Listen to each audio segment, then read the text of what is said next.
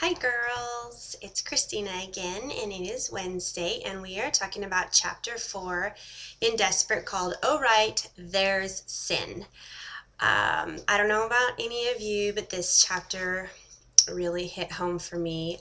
Why? Because I am a sinner and I do not do things perfectly.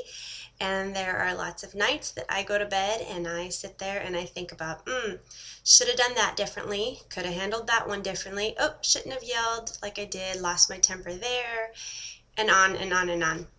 And one of the most important things I want to make sure that you guys understand from this chapter is that it is not necessarily the things that we do that screw up our kids when they get older. It is how we react to those things. And if our humility comes forward and how we handle the apology and asking our children to forgive us and humbling ourselves before them and telling them, yeah, mommy messed up and I'm really sorry and I'm going to work on that. And let's pray together that God will help mommy not to react that way again. Sally talks about something called the Cinderella syndrome. And it was interesting to read that because just a couple of months ago, I was sitting at a tea in a circle full of women of all ages that I didn't know. And we were supposed to interact with each other. And one of the ways that they wanted us to talk was to share a love story that we knew.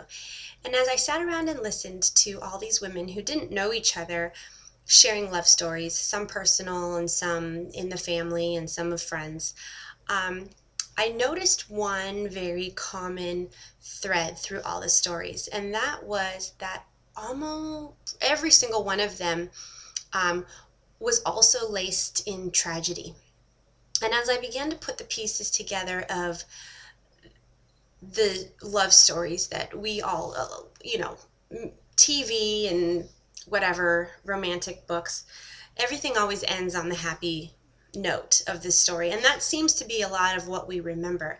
What we forget is the tragedy that came before the love story, and which is why the sweet part is so sweet to us. But it's getting through the muck that is really what brings us all together, because it's something that everyone can relate to. And so in that circle of women, we all had a common bond, and that was that not only had we all loved, but we had all lost at some point in our life, or we knew people that had lost, and we'd been through stuff in order to get to these places that look pretty to everyone else. I had a discussion with my husband. We're going to call it a discussion. The other day. It lasted about 3 hours.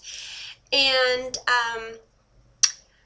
when it was all said and done, I looked at him and I said, just tell me what you want me to do. Let's just tell me what you want me to do. And he looked at me and he kind of laughed and he said, I've been telling you for a couple of hours now, all you need to do is say you're sorry. And I couldn't do it. And it's an issue for me, and I can admit that it's hard for me. It's a lot easier for me to apologize to my kids than it is to apologize to my husband. Just so you all know, by the end of that conversation, I was truly sorry, and I was able to ask my husband for forgiveness. But it's good to be aware of where we struggle and what pits that are easily for us to fall into personally. So again, I just want to remind you all that when we mess up, when we sin, which we do and we will do often, it's the apology and it's the humility and it's the grace that our children will most remember. So don't be hard on yourself tonight, Mom. You might have yelled too loud or overreacted at the spilled milk all over the dinner table, or freaked out on your teenager when he decided to have an attitude with you.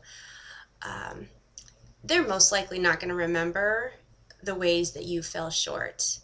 What your kids will remember and what they will carry on into their adulthood is how their mother humbled herself and how she admitted fault and asked for forgiveness.